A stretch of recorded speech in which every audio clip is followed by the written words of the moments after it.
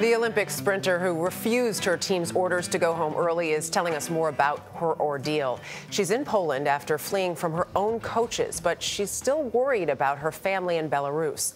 As Imtiaz Tyab reports, she got a dire warning from a family member that led her to seek protection in Japan. Her message is clear.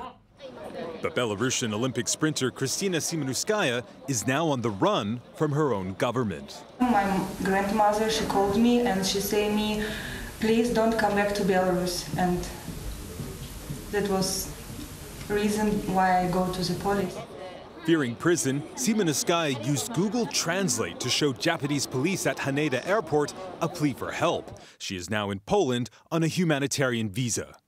The 24-year-old sprinter's troubles began after she went on social media to criticize how her team was being managed at the Games, setting off a major backlash in Belarusian state media. Now I can come back to Belarus because for sure now it's so dangerous for me. I don't know when I can come back to home. It's my country, but now it's so sad that I can't come back. Belarus is often described as Europe's last dictatorship. For nearly 30 years, it's been led by President Alexander Lukashenko.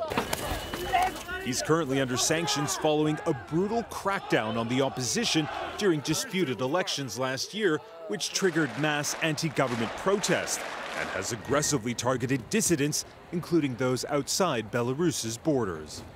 Svetlana Tikhanovskaya is the main opposition leader who ran against Lukashenko and now lives in exile.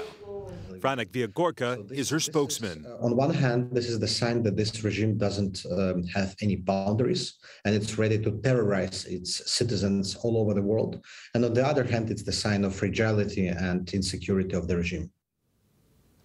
Now, Simonskaya's ordeal is eerily reminiscent of sporting defections during the height of the Cold War. But this is Lukashenko's war on his own people, a people who continue to stand up to him despite the enormous costs. Gayle.